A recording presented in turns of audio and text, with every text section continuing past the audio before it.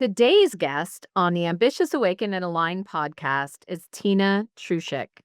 She is an award winning, innovative, solutions oriented strategic marketer and brand leader. She has reverse engineered the delivery of transformative consumer experiences. Think Trios and the Bubbly Bar that evoke powerful emotional relationships and drive profitability. She has always been inspired to make things cool, fashionable, and beautiful. With each brand that she has had the opportunity to work with, she has been at the forefront of implementing her creativity and vision into the ever changing marketing experience. Instead of following trends, Tina sets them. She has been in the industry for over 20 years and has had the opportunity to leverage her diverse background in retail, brand marketing, and wine tourism to tap into current marketing trends and lead strategic, award winning initiatives that have increased brand awareness, market share, and profitability. She's worked at some of the top wineries, LCBO as a business organization. She's been involved in tourism Niagara marketing. She's sat on various boards as a board member and as the chair. And she's also been an active member and judge for the Canadian Marketing Association. One of, I think, the things that you may know is the Trios Tour, Canada's most Instagrammable wine experience. Yes, Tina was at the forefront of that. So I am super excited to welcome Tina to our podcast today.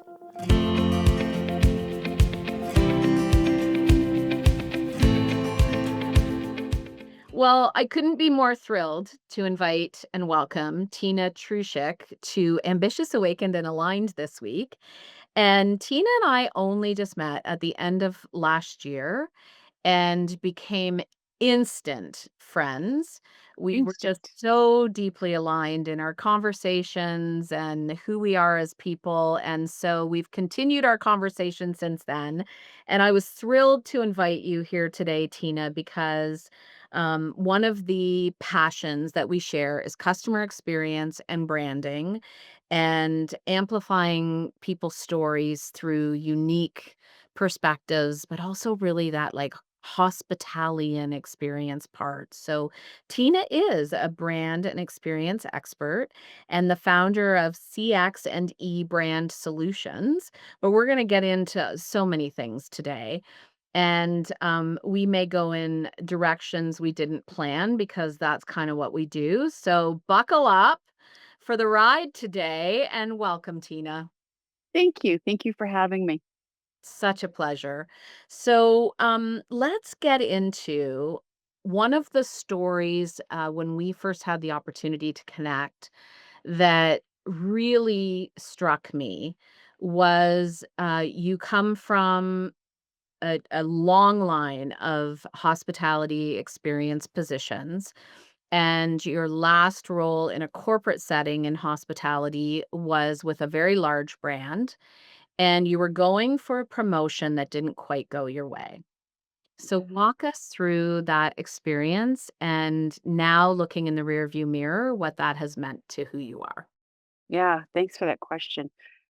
So, through my experience, I was always the subject matter expert. I was the go to. And so, through my experience at LCBO, promotion after promotion, everyone seeked my input. And so, when I moved on to the last corporation that I was, I also became that go-to person and that person that people would go, "Where's all the information?" I was that person. There was an opening that opening that went out, and I applied for it. I thought, "For sure, like, I know the business inside out. I know all the stakeholders. I know how to get the job done through all the back channels. I know how to end up executing on the other side." I went through 5 different people, 3 sets of interviews, 5 different people, and I found out I didn't get the job.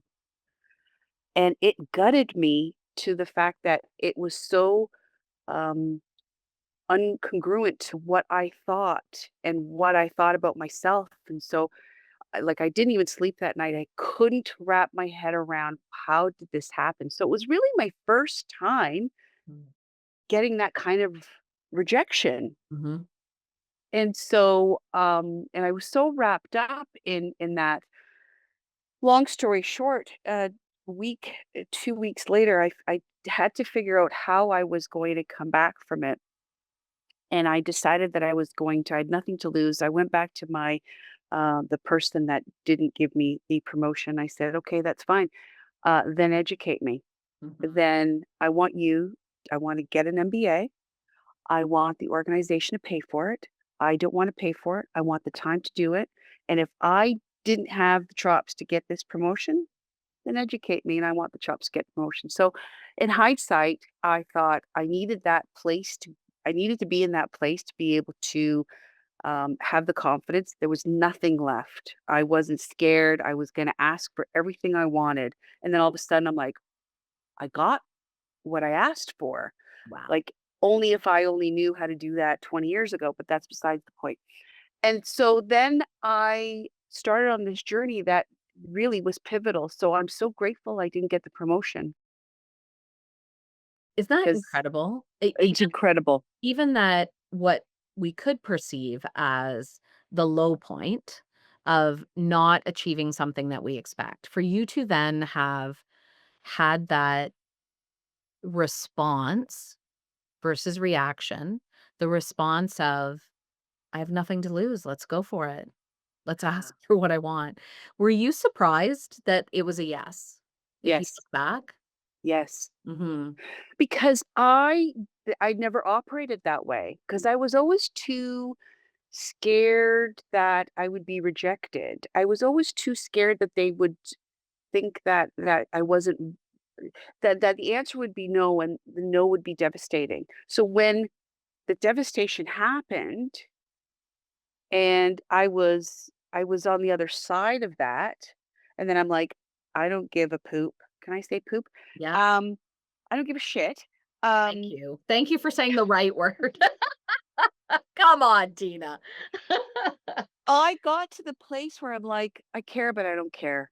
And Mhm. so I asked for what I wanted, it happened, and that was the beginning of that. And so I was 52 years old, going back, it took me that long, and going, "No, I'm going to school." And And then that was a whole other journey, but, I no, I didn't expect it. It took me a long time to get there, but Mhm. it's just interesting what has happened since then. I was going to say, how are you different since? I'm different because I have confidence that I've always had the confidence, but really deep intrinsic confidence. I don't necessarily need all the time to be reinforced that, I say something and I look sideways. Is everyone aligned to what I'm saying? Mhm. Where if they're not aligned, it's okay too. I learned that I can have disagreements. We don't have to always be right. I just need for a decision to be made, I just need 51% of the people to agree with me and off we go. Mhm. Like alignment doesn't have to happen all the time. And that's probably the difference and being able to have debates and it's okay to have a healthy debate because that's where good ideas bubble up when people are poking holes into your ideas. I didn't really understand that concept. I mean, I did, but I I didn't. And Mhm. so when people started poking holes at what I was saying through school, and if that was the environment that I was in, it was exciting because it's like, oh no, you're right. That doesn't work. Let's do it this way. And so that 2.5 years at school really allowed me to understand that it's okay to have a rejection of ideas. It's not a rejection of me. It's Mhm. just a rejection of the direction that this particular idea is going. Mhm. Which is so vital and so interesting that in that environment, it was safe. And then in the corporate environment, we have not actually been taught that it's safe. And so I then have a theory. I want to know your theory, of course. Well, I think depending and this is my experience, but depending on where you're at, in the last organization I was at, sometimes things go really well. And when things go really well, everyone's really happy and everyone's living the life. But when things aren't going well and there's some cuts and then there's some budget cuts and there's some resource cuts, then you're in a world of scarcity. And so when you're in this environment of scarcity, that there's not enough promotions to go around, there's not enough money to go around, there's not enough people skills and resources and there's just not enough time to go around, then there's not enough um, reinforcing words and getting and feeling safe because everyone's worried about, and then you watch that there's 23 people got let go, another 49 people got let go, and so on and so on. So now you don't want to hand out the compliments too much because you don't know where your position is.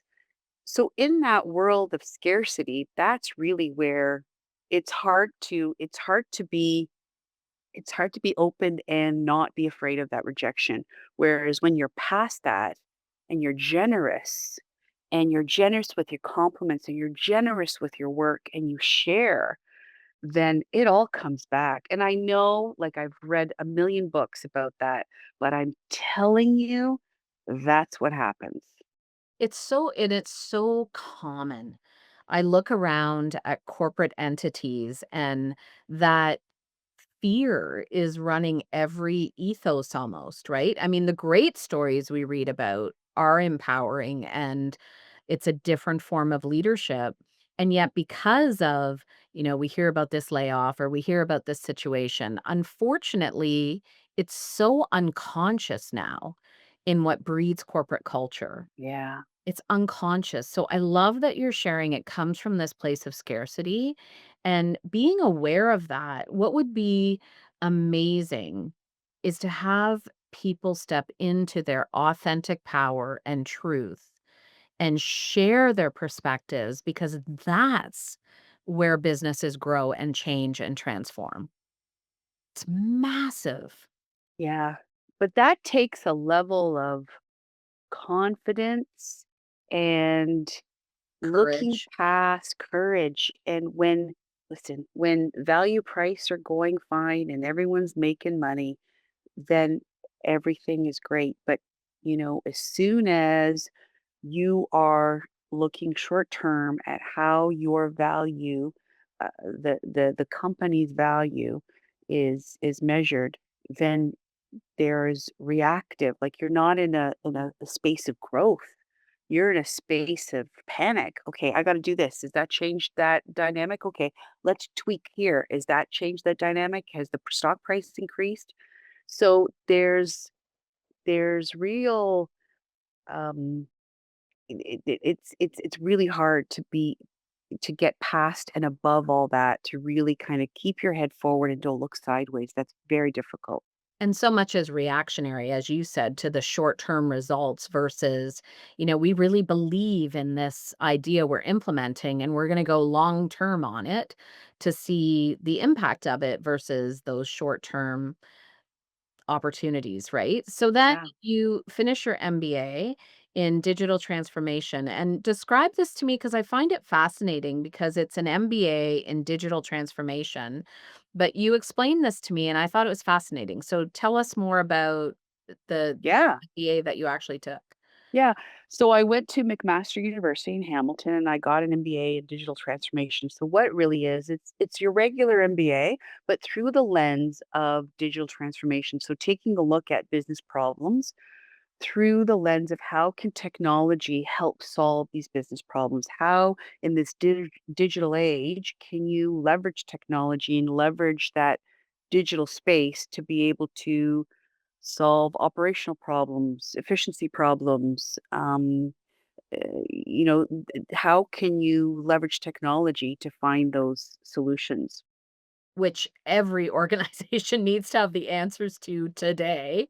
So you For go back, sure. you stay with the organization, you finish your MBA, and then more change when you get back to Yeah. Yeah. So I finished my MBA and I moved from brand management. And so we started a whole new department about customer experience and engagement. And I built this whole strategy and it was really exciting. And I thought I was the luckiest person on earth to be able to be surrounded by the faith and the visionary of like, we're going to lead brand by experience. Mm. And so putting the consumer in the center of the experience. And yes, business results matter. Yes, you've got to make sure that you've got a good EBITDA and the profits are there. But leading with consumer experience. Mhm. And then, things started falling apart or chipping away and so it was a year now where the department was dismantled.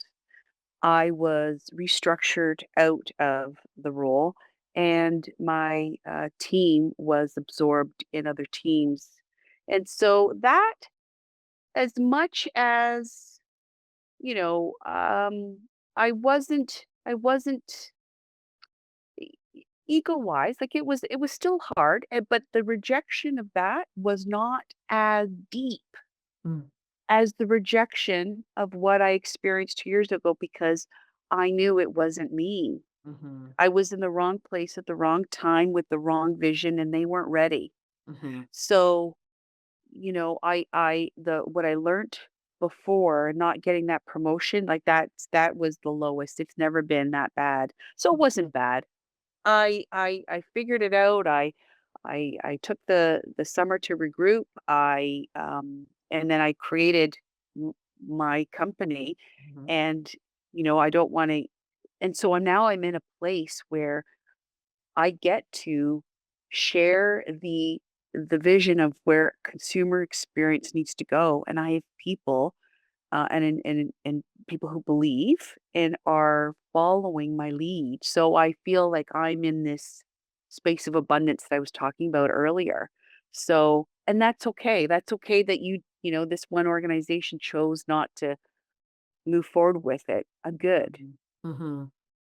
That's So incredible. rejection's not that hard anymore. Mhm. Well, I was going down the perspective of how much angst is built around things that don't quite go the way that we think they are supposed to in the moment.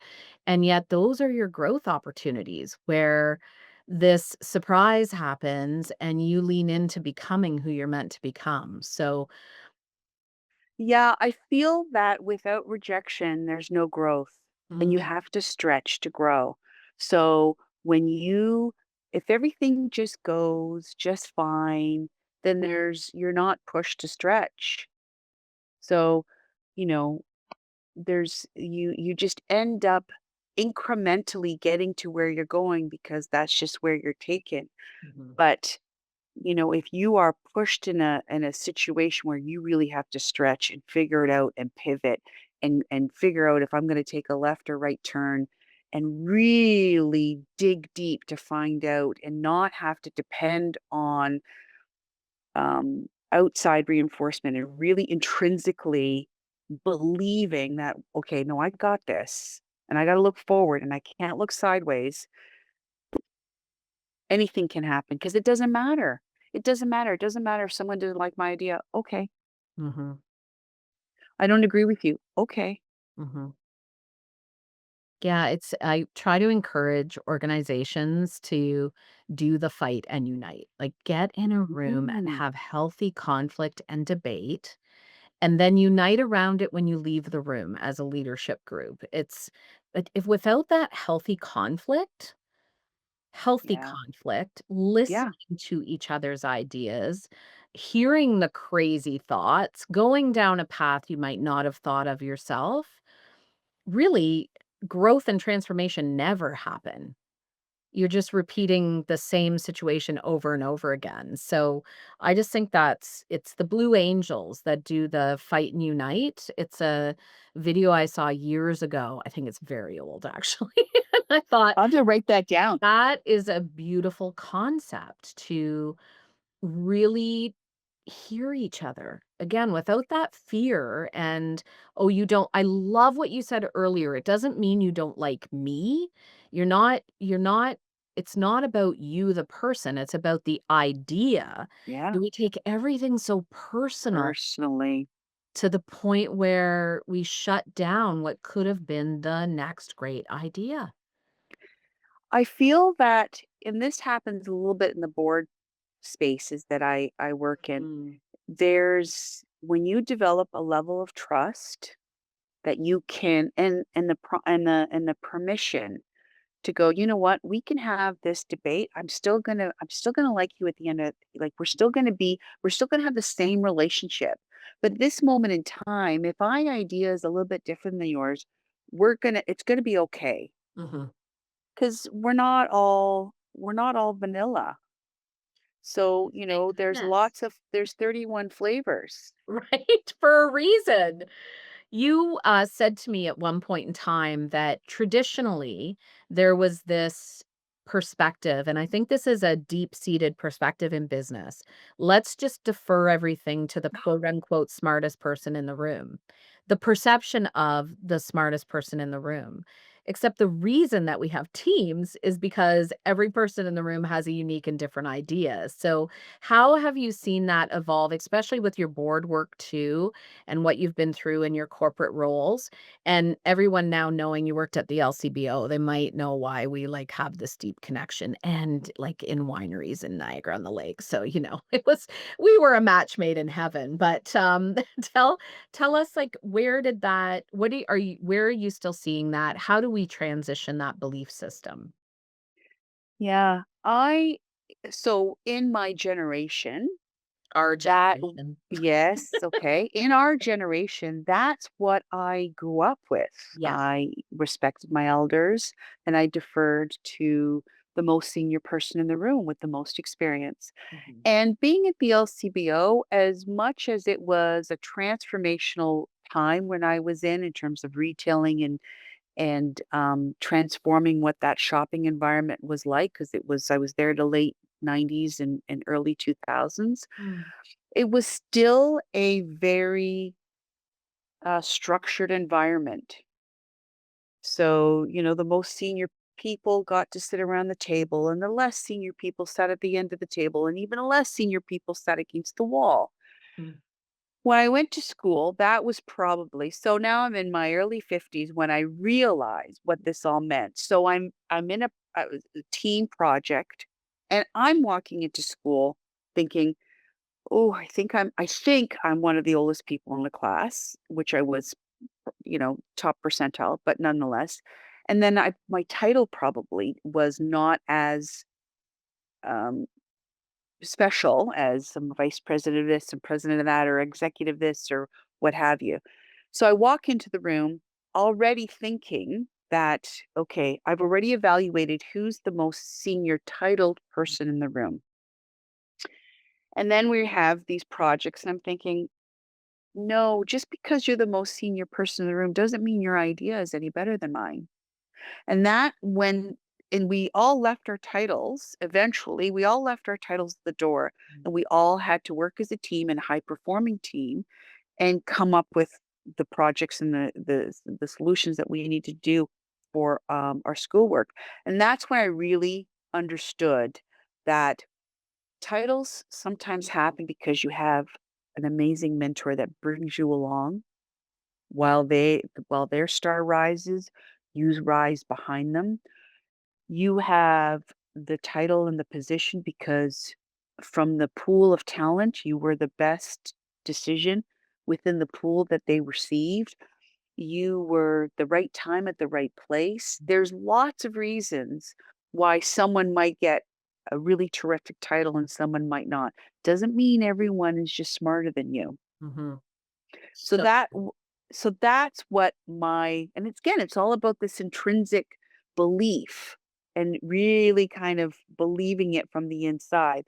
So after I was done school, that's when it changed for me that I didn't matter what your title was. I don't necessarily think that you're any smarter. Just because I don't know doesn't mean I can't know. mhm. Yeah, that You just curiosity know different piece. information. You just know different information, and I really notice, and I think again, the organizations that succeed today are looking to our younger generations and saying, "Share your perspectives with us because we're so different generationally, and a lot of what's happening in the world right now, we need their insights. We need the skill sets that they have that we don't have at that older age necessarily. So when I see teams come together and listening to all different ages and perspectives, those are the teams that have done really well through COVID and coming out of COVID, and really listening to each other and strategizing around different perspectives for sure. So I Yeah. love like I think that was a really important lesson for all of our leaders listening to hear. I also you and I were talking about something that, well, first of all, you always make me laugh. So this is what we're calling the podcast. The bus comes every 10 minutes. Mm, And this ongoing, when we first connected, so Tina came to the festival that we had in Niagara on the Lake. Tina is the chair of the board for Niagara Tourism, as well as all the other things she does. And we first met on the beach doing the cold plunge. So we were trying to do something very unique where we were bringing business and wellness together down in the beautiful Niagara on the Lake where you live. And we brought in other ship to come and lead the group through a cold plunge. And you had come up to me and introduced yourself, and you were there. You were all in. You were doing this, and um, because I think of your experience background too, and what you do with brands and experiences, you were like, this is different, and so we really appreciated that you took the time and came. But we talked after about what would our 30-year-old selves tell us? mm, And yeah. one of the things that came out of that conversation is you said, "Well, the bus comes every 10 minutes." And so expand on that for us because I think it can mean so many things. Yeah. I believe in so many respects. The bus comes every 10 minutes. The rejection, you don't get the job, there'll be another job. Mhm. You don't get the boy, there'll be another boy. You don't get what you think you need and what no. You don't get what you think you want Want. at that moment. It's okay because there's another bus in 10 minutes. There'll be something else in front of you to choose from. Mhm. It's not the end. It's just not your route. Yeah. It's the beginning normally. Like that old Mhm. adage of when one door closes, another one opens is so true. Yeah, But I'd never yeah. heard this, the bus comes every 10 minutes, and I can't stop thinking about it because from customer opportunities to like my daughter is just she's starting now as an independent contractor in her psychotherapy world, and which means she's kind of responsible for getting new clients, and I said to her, every no is one step closer to the yes. And I've always believed that. Yeah. But the bus comes every 10 minutes is it's actually that quick. There's something else right behind whatever's happening waiting for you, Yes. and you just haven't seen it yet. Yes. Yeah. And with the age that we're at, there's just this wisdom that, if I was to tell my 30-year-old self, I may not believe I Mm, may not believe her because I may not believe the 50-year-old self because I haven't lived it, but it's okay. The mm, rejection's okay. You didn't get what you thought you wanted. It's okay. Like the bus, there's another one. Just wait. There's another one. It's okay. It's not you. It's not always about you. And maybe it is this particular time it's about you, but it's not you as a bad person. It's just maybe you're not the fit. Maybe you're not what they're looking for. It doesn't define you. Nothing around you defines you. mhm. Yeah, it's in our 50s, it's actually a beautiful truth to understand that not one in the perceived moment terrible thing that has happened has actually defined who we are today. It's been a Mhm. part of our journey, it's a part of our story, but none of those things that you shared have defined the whole story. You're still writing it. Like, we've just begun, Tina. Can I tell you, I love being in my 50s. I love being in my 50s because now I feel old enough to just say what I think most of the time. Yeah. I'm like, no, I'm not going to do that. Or I'm not going there. I don't want to. And it's okay. Yeah, it feels like it feels like the start of not feeling like you have to please everybody else. That there's actually permission to please yourself, to bring joy to yourself, to say yes to the things that you truly feel moved to say yes to. Yeah. And I wanted just to add what we were just talking about earlier about it doesn't define you. What beautiful the beauty we have is you can define and redefine and redefine. Like the person the Tina brand in my 30s is a very different Tina brand in her 50s. And that's like I was allowed to do that because I get to do that. And and if I was to share with all the my 30-year-old self, you're what you are can change a Mm. thousand different ways. Have you always viewed yourself as the brand of you, or did you notice when even when you left corporate and started your own business that now you were the brand? My first realization is when I left the LCBO because I was so tied with my title. I was tied with the office I had, the influence I had. You know, I was at the head of the table when I had stakeholders come to meetings. Like I was a pretty big sh- I thought I was a pretty big deal, I thought. Yeah. And then I left, and then the light left. And then I Mhm. had to I mean, I had a different definition. I was a wife, I was a mother, I was something else, and I would never change that decision for a million years. I love my life, but I had to reconcile I had to reconcile my identity and and give up some of the things. So when I left, it made room for other people, and I saw other people's star rise. Mm. And my star rose in a different direction, Mhm. but I had to understand that it was just a different direction. It wasn't like I wasn't looking sideways and going, "Oh, that could have been me."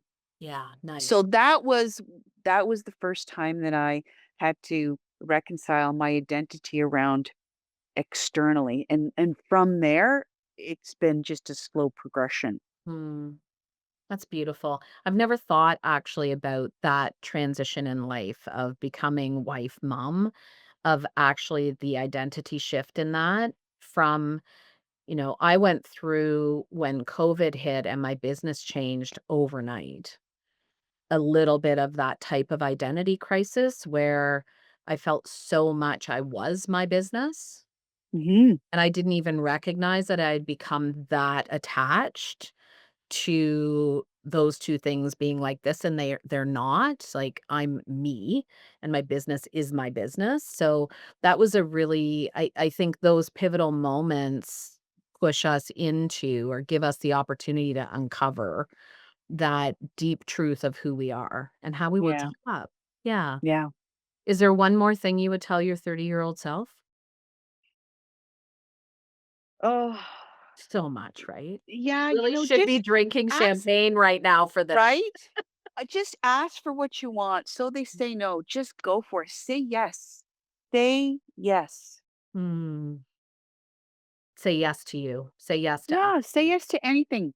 Just Mhm. say yes and figure it out. Don't be Amazing. scared. Amazing. Well, I love our conversations always. This was so impactful. So many tidbits for our leaders and listeners. Thank you. And I know that we'll have many more of these conversations. And so you'll hear from Tina again. I'm confident in that. We will put in the show notes how to find you and your exceptional business. Thank And you. I think anyone seeking that opportunity to elevate your brand, to create experiences around your brand, to really to me, experience is the name of the game. If you haven't done the work in your organization of truly understanding the experience you create for your customers, then I highly encourage you to reach out to Tina because everything is about experience. Thank you. Yeah, thanks for being. I loved every part of it. Mm, yay. Until next time, with a glass of champagne in our hands.